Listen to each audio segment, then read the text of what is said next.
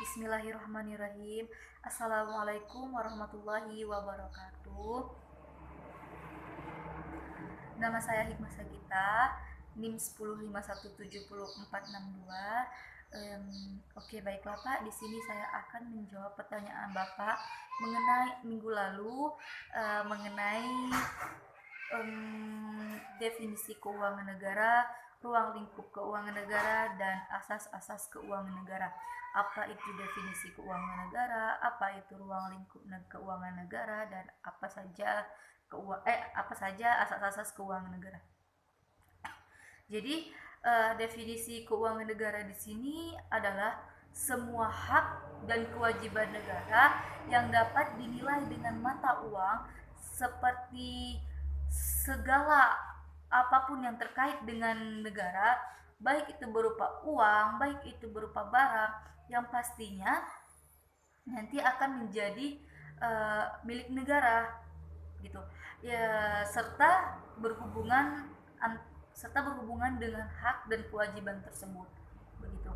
Lalu di dalam undang-undang di dalam penjelasan Undang-Undang Nomor 17 Tahun 2003 tentang keuangan negara, itu dinyatakan bahwasanya pendekatan yang digunakan dalam merumuskan keuangan negara itu dilihat dari sisinya seperti apa, bentuknya bagaimana. Nah, kita lihat dari sisinya dulu.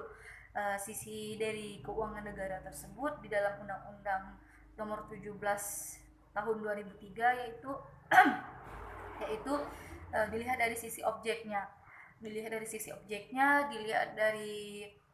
subjeknya, dilihat dari prosesnya, dan dilihat dari tujuannya. Lalu kita lihat dulu bagaimana tuh, dilihat dulu dari sisi objeknya bagaimana, dilihat dari subjeknya bagaimana, terus dilihat dari proses keuangan tersebut bagaimana, dan juga dilihat dari tujuannya bagaimana, tujuan keuangan negara itu bagaimana begitu. Sedangkan kita lihat dari ruang lingkup keuangan negara, ruang lingkup keuangan negara ini tersendiri yaitu sebagai sumber pembiayaan dalam rangka pencapaian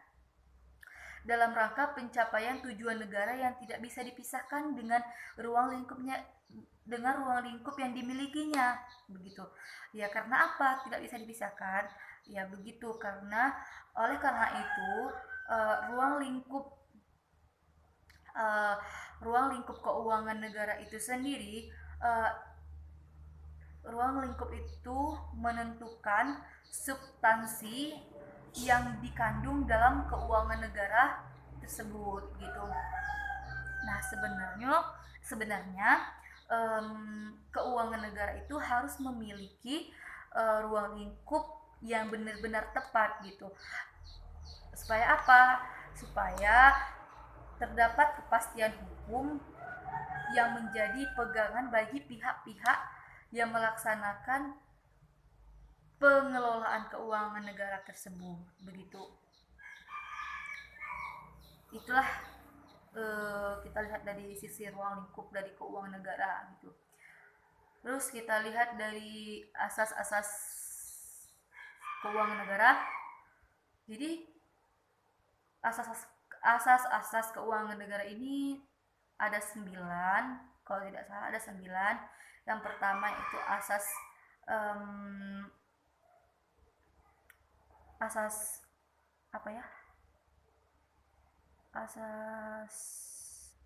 yang pertama itu asas tahunan, yang kedua yaitu asas kelengkapan, yang ketiga asas kesatuan, yang keempat asas spesialitas, yang kelima asas akuntabilitas, yang keenam asas profesionalitas, yang ketujuh asas proporsionalitas, yang kedelapan asas transparansi.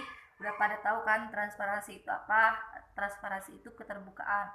Yang kesembilan asas pemeriksaan keuangan oleh badan badan badan apa? Badan pemeriksa yang bebas dan mandiri. Itu kesembilan ini tadi adalah asas asas keuangan negara. Oke. Sedangkan pertanyaan kedua mengenai lagi-lagi mengenai pandemi COVID-19 gitu. Jadi tentang pandemi ini, kebijakan pemerintah gitu, tentang pertanyaannya tentang kebijakan pemerintah begitulah, tentang dengan dana-dana gitu. Jadi menurut saya dengan langkah seperti itu, ya menurut saya pribadi langkah itu sih oke-oke saja. Ya tentu banyak sekali ya variasi, untuk sekarang tuh banyak sekali variasi-variasi tentang kebijakan yang dilakukan, dan kita harus berterima kasih dengan semua itu gitu kan.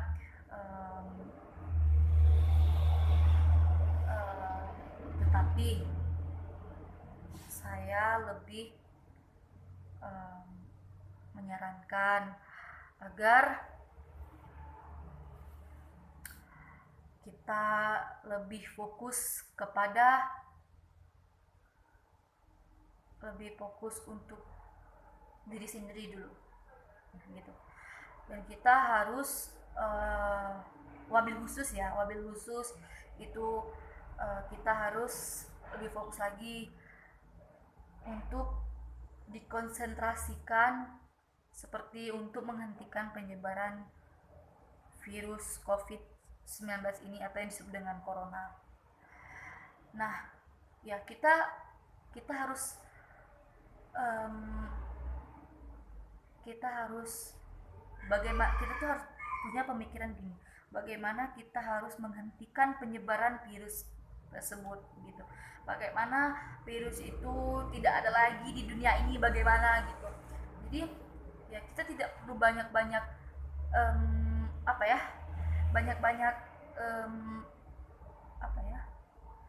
kita tuh tidak perlu banyak-banyak hal yang dilakukan gitu, hal yang tidak senonoh itu tidak usah dilakukan seperti itu.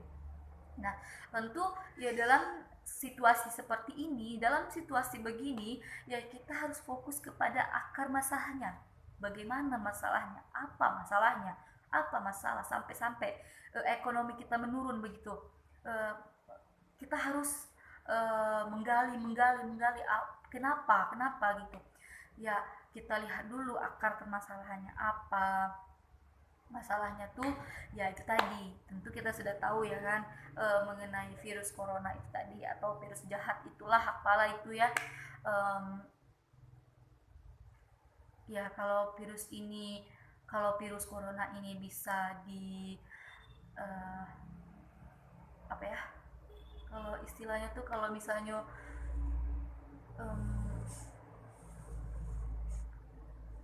gimana ya, pokoknya kalau misalnya kan kita ini kan sudah tahu adanya virus ini, seharusnya kita bergerak cepat untuk menghentikan virus tersebut gitu. Kalau virus ini sudah bisa dihentikan, maka lain lagi persoalannya gitu. Terus tuh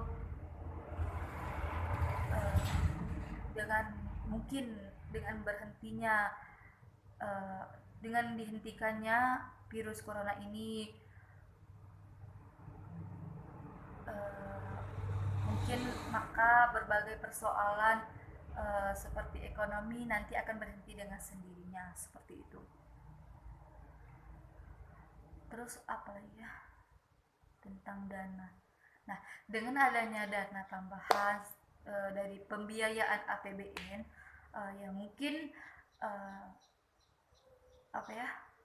dana sekarang tuh yang dari APBN itu mungkin kali berjuta-juta, bahkan mungkin sudah triliunan, sampai-sampai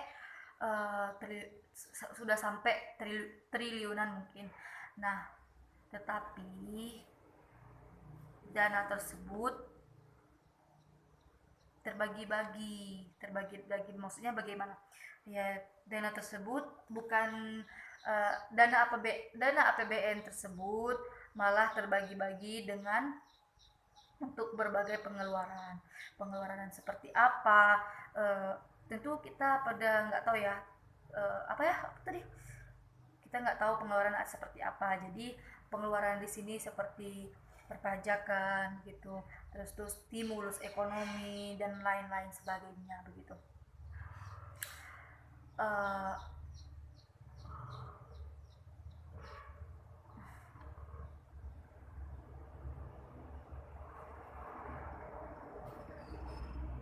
Apalagi ya, ya udahlah, sekian dari video saya, semoga bermanfaat. Kurang dan lebihnya mohon maaf. Wabillahi taufiq wal hidayah. Wassalamualaikum warahmatullahi wabarakatuh.